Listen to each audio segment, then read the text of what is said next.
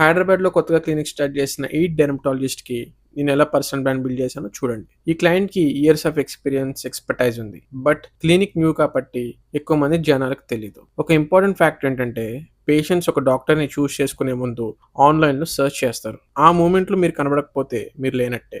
So, ముందుగా క్లయింట్‌తో మాట్లాడి వాళ్ళ ట్రీట్మెంట్స్, వాళ్ళ టార్గెటెడ్ పేషెంట్స్ గురించి కంప్లీట్‌గా అర్థం చేసుకున్నాను. దెన్ ఆ డాక్టర్‌కి ఫేస్ ఫార్వర్డ్ ఎడ్యుకేషనల్ కాంటెంట్‌ని పోస్ట్ చేశాం.